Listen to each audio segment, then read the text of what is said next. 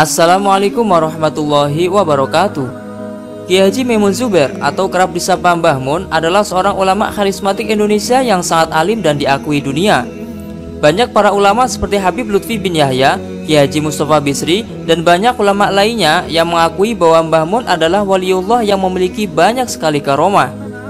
Bahkan tak sedikit orang-orang yang dekat dengan beliau pernah menyaksikan langsung karomah beliau. Keistimewaan inilah yang diberikan Allah Subhanahu wa taala kepada beliau karena kesalehan, kealiman dan ketuakuan beliau kepada Allah Subhanahu wa taala. Banyak puluhan ribu santri dari berbagai daerah yang berguru kepada beliau di pesantren Al-Anwar Sarang Rembang. Berkat keistimewaan inilah Allah Subhanahu wa taala memberikan kedudukan mulia kepada Mbah Mun, yaitu diwafatkan di kota suci Mekah pada saat sedang menunaikan ibadah haji. Beliau dimakamkan di pemakaman Ma'la berdampingan dengan makam orang-orang soleh, para ulama, bahkan ahlul bait Nabi seperti ibu Nabi Muhammad Siti Aminah, kakek Rasulullah Abdul Muthalib, paman Nabi Abu Thalib, dan istri pertama Nabi Muhammad SAW yaitu Siti Khadijah. Lalu seperti apa 7 karomah luar biasa Mbah Mun? Tonton video ini sampai selesai. Yang pertama, mobil Mbah Mun berjalan tanpa bahan bakar. Dahulu, Mbah Mun sering ke Pasuruan menaiki mobil. Mobil itu gampang sekali rusak. Jadi kalau perjalanan jauh di tengah perjalanan harus servis. Yang aneh ketika beliau perjalanan pulang dari Pasuruan, di tengah perjalanan sopir beliau berhenti di sebuah bengkel untuk mengecek mobilnya. Ketika tukang bengkel mengecek mobil tersebut, tukang bengkel langsung kaget dan bertanya, "Ini mobil siapa?" "Ini mobilnya Mbah Mun." "Memangnya kenapa, Pak?" Sang sopir langsung menjawab. Tukang bengkel lalu menjawab sambil menunjukkan tempat saluran bensin. "Ini selang saluran bensinnya tidak sambung atau tidak terpasang. Kenapa mobilnya bisa berjalan?" Tukang bengkel terheran-heran karena melihat keanehan tersebut. Kejadian ini pun tidak lepas dari karomah Mbah Mun sendiri. Yang kedua, menghentikan hujan lebat. Pada saat Mbah Mun mengisi pengajian Maulid di Kudus, beliau memberikan tausiah kepada para hadirin yang datang. Dalam situasi asyiknya para jamaah mengikuti pengajian Maulid itu, tiba-tiba tidak disangka hujan turun begitu lebat hingga membuat para hadirin berlarian mencari tempat yang aman dari guyuran hujan. Saking derasnya hujan, panitia pun mempersilahkan Mbah Mun untuk transit masuk ke dalam rumah. Hujan pun bertambah deras. Hal ini membuat panitia kebingungan bagaimana cara memuliakan Mbah Mun yang mulai terkena percikan air hujan. Di tengah kepanikan panitia dan para hadirin, Mbah Mun pun berdoa kepada Allah Subhanahu wa taala agar hujan segera berhenti. Tiba-tiba tidak disangka, tak lama kemudian hujan deras itu berhenti. Yang ketiga, bertemu Nabi Khidir alaihissalam. Dahulu Mbah Mun ketika nyantri di pesantren Lirboyo Kediri, Jawa Timur, pernah ditemui Nabi Khidir. Sekitar jam 11 siang, seperti ada suara yang memanggil. Ternyata suara itu datang dari kuburan dekat pondok, kisah Kiai Ali. Ternyata di kuburan itu ada Nabi Khidir. Pakaiannya seperti petani, pakai caping. Nabi Khidir pun berkata kepada Mbah Mun, "Kamu cinta sama saya juga cinta sama kamu, dijamin Gusti Allah nantinya." Setelah dahulu begitu, Nabi Khidir mendoakan Mbah Mun lama sekali. Setelah lama berdoa dan diamini oleh Mbah Mun muda, Nabi Khidir kemudian menghilang. Mbah Mun pun juga akhirnya balik ke pondok lagi. Fakta ini ternyata diketahui Kiai Makhrus Ali. Setelah pertemuan itu, Mbah Mun muda langsung terlihat sosok santri muda yang sangat alim. Mbah Mun muda juga akhirnya mengaku kepada Kiai Makhrus perihal hal yang baru saja dialaminya. Yang keempat, Mbah Mun bisa melipat waktu. Saat Kiai Fadlan masih kuliah di Universitas Al-Azhar Kairo, Mesir, Kiai Fadlan diminta tolong oleh Mbah Mun untuk menghantarkan ziarah ke makam Imam Syadzili. Akan tetapi saat itu Kiai Fadlan agak bingung karena waktu yang dimiliki Mbah Mun sangat mepet alias terbatas. Padahal perjalanan menuju makam tersebut sangat jauh, bahkan harus menginap.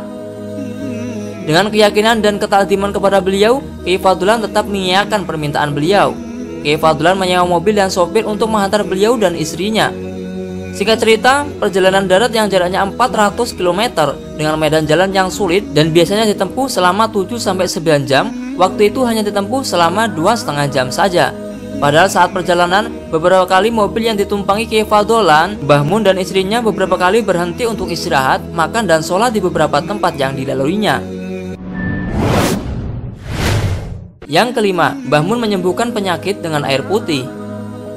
Masih menurut Kiai Fadlan, ketika mengantar Mbah Mun dan istrinya ke makam Imam Syadzili, mereka mampir di sebuah musola untuk sholat jamak takdim.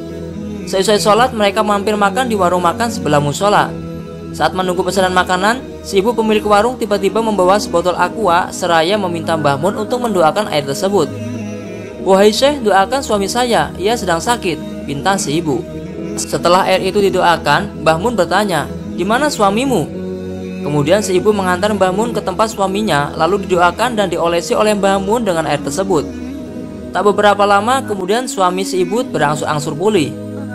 Usai makan, Kyai Faudolan, sopir, Mbah Mun dan istri pamit pulang. Namun si ibu pemilik warung menolak dibayar. Si ibu merasa berterima kasih suaminya sudah didoakan oleh Mbah Mun. Namun Mbah Mun tetap membayar semua pesanan makanannya. Mbah Mun benar-benar ikhlas menolong orang Mesir yang tidak dikenalinya itu. Yang keenam, restoran Mesir terbakar setelah menipu Mbah Mun. Kyai Faudolan juga menceritakan saat ia dalam perjalanan mengantar Mbah Mun dan istrinya menuju makam Imam Syadili. Mbah Mun minta untuk mampir dulu di sebuah restoran yang bergandengan dengan hotel. Malam itu Mbah Mun, istrinya, Kyai Faudolan dan sopir memesan makanan seafood. Setelah makan, Mbah Mun memberi uang 300 pon Mesir kepada Kyai Faudolan. Uang sebanyak itu harusnya sudah cukup untuk membayar makan mereka berempat. Akan tetapi si kasir bilang totalnya 750 pon Mesir. Langsung saja Kyai Faudolan mengeluarkan uang dari dompetnya untuk menambal kekurangannya. Tanpa diduga, Mbah Mun mengetahui kejadian itu, seraya berkata, "Mas Faudolan, kok nambah banyak?" tanya beliau. Kyai Faudolan menjawab, "Tidak nambah, Mbah Yai." "Loh, saya lihat nambah kok," kata beliau. Karena orang Arab Mesir biasanya ngitung uang di angka di depan mata dia, maka kelihatan dari jauh jumlah tambahannya lebih banyak. Ringkas cerita, beliau mendesak pertanyaannya. "Berapa itu tadi, Mas?" tanya Mbah Mun. Kyai Faudolan menjawab, 750 pon, Mbah Yai." Saking tidak ridhonya harga yang terlalu mahal, terucap kata-kata Mbah Mun seperti ini, "Laisa minna, bukan dari golongan kita." Masya Allah, saat mereka berempat keluar dari restoran tersebut, tidak berapa lama kemudian restoran itu terbakar bersama hotelnya. Tidak bisa dipadamkan. Sang sopir menelpon Kyai Faudolan. "Masya Allah, kalumu Syekh Maimun Zubair, kalamuhu doa." Omongannya Syekh Maimun Zubair bahaya, omongannya itu doa. "Al-funduk alladzi nakul fi mahruk lam yati fihi." Hotel yang kita buat makan tadi terbakar dan tidak bisa dipadamkan. Yang ketujuh, Mbah Mun sudah mengetahui tanggal wafatnya. Kisah Pak Sotikun, jamaah haji asal Tegarjo, Magelang, Jawa Tengah. Pak Sotikun berkisah, pertemuannya dengan pengasuh pesantren Al-Anwar Karangmangu, Sarang, Rembang tersebut bermula ketika ia diberi kabar kakaknya Ahmad Dimyati yang juga alumni pesantren Al-Anwar bahwa Kyai Maimun sekarang sedang melaksanakan ibadah haji. Pak Sotikun diminta kakaknya untuk sowan meminta berkah ke hotel di mana beliau menginap. Atas saran kakaknya ini, Pak Sotikun berencana sowan kepada Kyai Maimun bersama Gus Alwi bin Kyai Haji Musli asal Duok, Tegarjo, Magelang. Sedianya mereka akan sowan selepas sholat Jumat. Namun karena lalu lintas yang padat, Gus Alwi tidak bisa sampai ke maktab Kyai Maimun. Pak Sotikun pun akhirnya sowan sendirian. Merasa belum mendapatkan kesempatan, Gus Alwi hanya meminta tolong kepada Pak Sotikun untuk menanyakan sampai kapan Mbah Mun tinggal di Mekah. Maksud Gus Alwi lain waktu sebelum Mbah Mun meninggalkan Makkah, ia akan sowan di penginapan ayah dari wakil gubernur Jawa Tengah tersebut. Setelah sampai di hotel, Pak Sotikun sudah mendapati beberapa tamu juga sedang sowan. Masing-masing mempunyai kesempatan untuk berbicara kepada Kyai Maimun. Tiba-tiba giliran Pak Sotikun, ia mencoba menyampaikan pesan Gun Alwi untuk menanyakan sampai kapan Kyai Maimun akan tinggal di Mekah. "Ngapunten Mbah, mangke wonten mriki duwe kapan nggih?" Yang artinya, "Maaf Mbah, tinggal di sini sampai kapan ya?" Mbah Maimun dengan tegas menjawab, "Tekan tanggal 5," yang artinya sampai tanggal 5.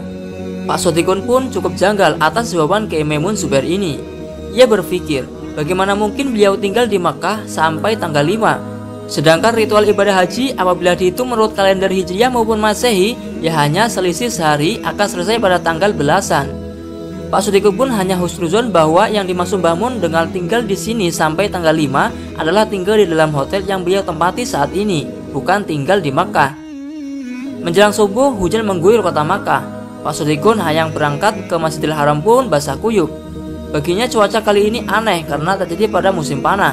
Saya sempat bertanya-tanya di dalam hati, ada apa ini? Tuturnya. Hingga akhirnya beberapa saat kemudian, hati Pak Sotikun tersentak oleh kabar wafatnya Mbah Mun. Di kepalanya kembali teringat dawuh Mbah Mun saat di hotel, dan baru sadar bahwa pemahaman Pak Solikun meleset. Pada tanggal 5 Zulhijjah 1440 Hijriah atau 6 Agustus 2019, Mbah Mun memang bukan hanya meninggalkan hotel, tapi juga Makkah, bahkan dunia dengan segenap hiruk-pikuknya ini. Wallahu a'lamu bishawab. Nah, itulah 7 karomah luar biasa Mbah Mun Zubair. Terima kasih telah menonton video ini, semoga bermanfaat dan dapat menambah rasa iman kita kepada Allah SWT. Jangan lupa tinggalkan jejak dengan cara klik like, subscribe, dan share video ini ya, agar channel ini semakin bermanfaat dalam mensiarkan agama Islam.